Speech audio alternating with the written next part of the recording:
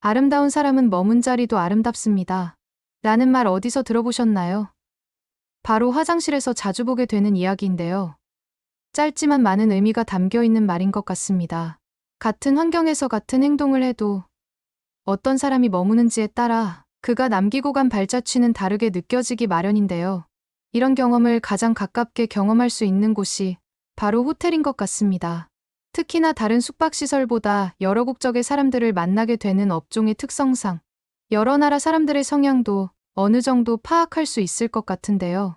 오늘은 일본의 유명 관광지에서 메이드로 근무하는 여성의 사연입니다.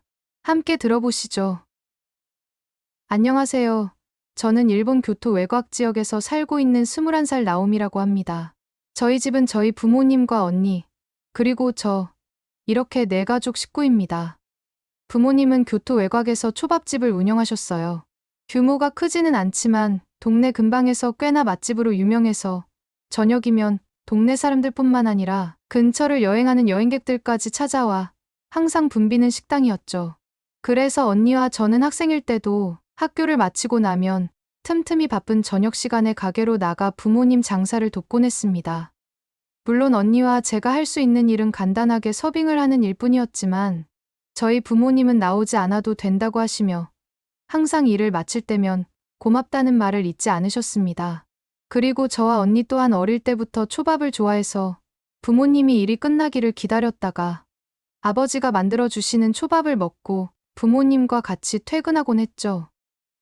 그렇게 저는 제 10대 시절을 보내게 되었습니다. 언니는 중학교 시절에 한국의 아이돌 스타에 빠져 살다가 고등학교 때 정신을 차리고 다시 공부를 시작했는데 워낙 어릴 때부터 똑똑했던 터라 마음먹고 공부를 시작하더니 결국 일본 최상위권 대학교 중 하나인 교토대학에 입학하게 되었죠. 그런데 한국 아이돌에 빠져 살던 과거를 버리지 못했는지 한국에서 살아보고 싶은 생각이 있다며 교환학생으로 한국으로 가버리고 말았죠. 반면에 저는 공부에 대한 큰 미련이 없었어요. 부모님과 제가 처음 부딪히게 된 이유이기도 했지요. 저도 언니처럼 공부를 하고 좋은 대학에 가길 원하셨지만 저는 일찍 사회로 나가서 빨리 돈을 모아 결혼을 하고 화목한 가정을 꾸려 부모님들처럼 초밥집을 운영하고 싶다는 생각이 있었습니다. 그래서 대학을 가기보다는 고등학교를 졸업하자마자 취직을 하는 게 목표였죠. 처음에는 반대하셨지만 결국 부모님도 제 의견을 따라주셨고 저는 근방에서 일자리를 알아보기 시작했습니다.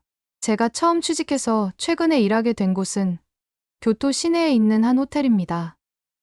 규모가 아주 크진 않지만 객실 수가 적지도 않아서 같이 근무하는 동료들도 꽤 있는 편입니다. 저는 전문적인 대학 교육을 받지 않아 일반 직원으로 입사해서 객실을 관리하는 메이드로 일하게 되었습니다. 하지만 상관없었어요. 일본의 최저 시급이 아주 낮은 편은 아니어서 최저 시급만 받아도 어느 정도 생활이 가능한 정도이고 주위의 친구들에게 물어보니 부모님과 같이 생활하면서 아꼈으면 어느 정도 돈도 모을 수 있을 것 같다고 했거든요. 호텔에서 일하는 건 아주 흥미로운 일이었어요. 워낙 교토 외곽 지역에 살아서 외국인들을 볼 수 있는 기회가 적었던 터라 호텔에서 외국인들을 구경하는 재미도 있었고 동료 직원들과 같이 일을 하며 이야기도 하고 밥도 먹고 하며 하루 일과를 보낸 후 가끔 회식도 하는 일과가 저에게는 꽤나 재미있는 일상이었습니다. 그런데 그렇게 제 일에 큰 불만 없이 만족하면서 일하기 시작한 지 얼마 안 된 어느 날이었습니다. 이날은 유난히 투숙 손님이 많은 날이었고 여느 때와 같이 저는 같이 일하고 있는 동료들과 청소를 시작했죠. 평소처럼 별 생각 없이 방으로 들어가는 순간 저는 깍하는 비명을 지르고 말았습니다. 제가 청소하려고 들어간 방은 문을 열자마자 입구부터 술 냄새를 비롯한 왠지 모를 악취들이 코를 찔렀기 때문이었죠. 이게 무슨 냄새인가 싶어 방으로 들어가자 냄새는 더 지독하게 나기 시작했습니다. 아니 그런데 이게 무슨 일인가요? 화장실로 들어서는데 믿을 수 없는 장면을 목격했습니다. 화장실 변기에는 내리다만 오물과 함께 음식물들이 내려가다 말고 막혀 있는 것이었습니다.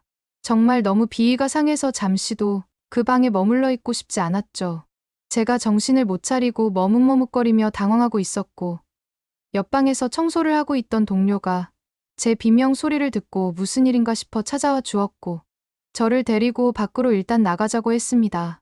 제 동료는 바로 관련 부서에 연락을 취해준 후 다시 청소하던 방으로 돌아가고 저는 잠시 정신을 차리자 싶어서 복도에서 잠시 대기를 하고 있었습니다. 연락을 받은 팀 직원이 금방 도착했고 그 남자 팀 직원 역시 방 안으로 들어서자마자 얼굴을 심각하게 찌푸리더군요. 그 직원은 아 이게 무슨 썩은 냄새야 하며 앓는 소리를 하더니 수리를 하기 시작했습니다. 다행히 금방 수리는 되었고 팀 직원에게 고생하셨어요라고 다독여주고 저는 다시 청소를 하기 위해 방으로 들어갔습니다. 다행히 변기는 뚫려 깨끗하게 내려가 있었는데 아까는 냄새 때문에 눈에 들어오지 않던 방의 상태가 이제야 눈에 들어오기 시작했습니다. 거실 바닥에 널브러져 있는 베개와 이불은 아무렇게나 내팽개쳐져 있었고 세면대에 빨간 물이 들어있는 수건, 침대 시트 위에 흙 발자국, 먹다가 넘어진 술병들, 그리고 일본에서 산 기념품들의 포장 박스가 방 전체에 널브러져 있었죠. 게다가 언제부터 열려 있었던 건지 알 수 없는 냉장고 문까지 최악의 상황이었습니다. 제가 취업한 지 오래되진 않았지만 호텔에서 일을 하기 시작한 이후로 정말 가장 청소하기 힘든 방이었던 것 같습니다. 그런데 청소하던 도중 바닥에 빨간색의 수첩 같은 무언가 떨어져 있는 것을 발견하였습니다.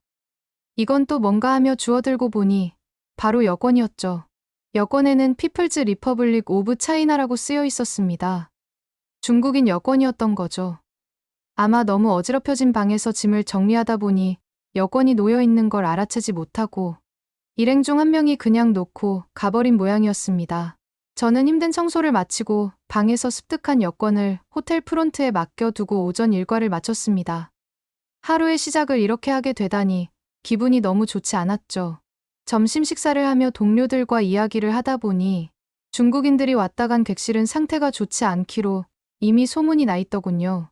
코로나가 풀리면서 교토에 꽤 많은 중국인 관광객들이 오고 있는데 그들이 방문하면서 동네 관광 산업이 활기를 띠는가 했지만 반면에 그들이 다녀간 자리는 결코 아름답지 못했던 거죠. 출입이 금지된 공원이나 호텔 잔디에 사진을 찍기 위해 마구 휘젓고 다니기도 하고 노상방뇨도 서슴지 않는다고 합니다. 시내의 한 식당 같은 경우는 중국인 단체 손님이 방문하게 되는 날은 너무 시끄러워서 다른 손님을 받을 수 없는 정도가 되어 결국 중국인 단체 손님이 오는 날은 중국인만 받는 공간을 따로 마련하여 두기까지 한다고 하더군요. 그리고 믿기지 않을 정도의 얘기이지만 한 중국인 커플이 숙소에 5일간 머물며 물 120톤을 쓰고 달아났다는 이야기까지 들렸습니다. 그렇게 저는 그날 하루 일과를 마무리하고 동료들과 간단히 맥주 한 잔을 하며 오전에 좋지 않았던 기분을 회복할 수 있었죠. 그리고 며칠 후 저는 이날의 일을 완전히 잊게 해주는 일을 겪게 되었습니다. 그날도 어김없이 동료들과 함께 청소를 하기 위해 엘리베이터를 타고 첫 객실로 올라가고 있었죠.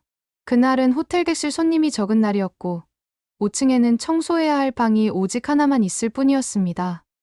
그렇게 엘리베이터는 5층에 도착했고 저희가 내리려고 하자 한 커플이 엘리베이터를 타려고 기다리고 있는 듯 했습니다.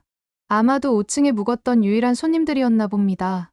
저는 얼른 엘리베이터에서 내렸는데 그 커플은 아리가또 고자이마스라고 웃으며 한마디 하고 저희가 내린 엘리베이터를 타고 내려갔습니다. 잠깐 스치며 봤지만 커플은 굉장히 깔끔한 차림새에 제가 일본에서 흔히 본 스타일이 아닌 옷을 스타일리쉬하게 입은 듯 했습니다. 일의 시작이 좋았죠. 왠지 기분이 좋아졌습니다. 그리고 청소하기로 되어 있던 방으로 향했고 저는 문을 열자마자 방 문틈 사이로 새어나오는 향에 금세 기분이 좋아졌습니다. 그날과는 정말 대조되는 냄새였죠. 아니나 다를까 문을 열고 방으로 들어갔다가 저는 다시 방 호수를 확인하기 위해 방문 앞으로 다시 나와야 했습니다. 왜냐하면 그 방은 손님이 묵고 갔다고 하기에는 너무 깨끗한 방이었기 때문이죠. 방으로 들어가 보니 침대에 있던 베개와 침구는 사용하지 않았던 것처럼 세팅이 되어 있었고 사용한 타올마저 깔끔하게 개어져 있는 상태였죠. 그리고 세면대의 물기는 제거되어 깔끔하게 말라 있었으며 사용했던 것으로 보이는 조그마한 생활쓰레기며 음식물들은 깔끔하게 비닐에 담겨서 쓰레기통에 조그맣게 들어가 있었습니다. 게다가 제가 방에 들어올 때 느꼈던 상쾌한 향수 냄새는 객실 청소를 그만두고 그 객실에 누워서 쉬고 싶은 기분마저 들었습니다. 놀라울 정도로 모든 것이 제자리에 있었습니다. 그래도 기본적인 청소는 해야 하기에 저는 일단 두고 간 물건들이나 파손된 물건들은 없는지 찬찬히 방을 둘러보았는데요. 그때 침대 머리맡에 있는 협탁 위에 조그마한 쪽지로 보이는 종이를 발견하고야 말았죠. 방에서 머물고 간 손님이 낙서를 해놓은 건가 하며 쪽지를 들었는데요. 거기에는 놀랍게도 서툴게 일본어로 쓰여진 편지가 있었습니다. 우리는 한국에서 왔고 이렇게 깨끗하고 훌륭한 시설의 호텔에 묵게 되어 너무 기쁩니다. 다음에 교토에 오게 되면 또다시 머물고 싶은 공간입니다. 깨끗하게 청소해 주셔서 감사합니다. 라고 쓰여 있었죠. 서툴지만 정성스럽게 쓴 글이라 더 감동적이고 행복한 기분마저 들었습니다. 그렇게 그날 일을 마치고 집으로 돌아와 언니와 통화를 하게 되었습니다. 요즘에는 외국에서도 무료 통화가 가능하니까 언니와 자주 통화를 하고 했거든요. 언니에게 오늘 제가 청소하면서 있었던 일들을 얘기했는데 자기가 한국에 와서 살게 되면서 더 한국을 사랑하게 된 이유가 그런 것들이라며 크게 공감하더군요. 한국 사람들은 중국 사람들이나 일본 사람들과 비슷한 면이 있으면서도 완전히 달라.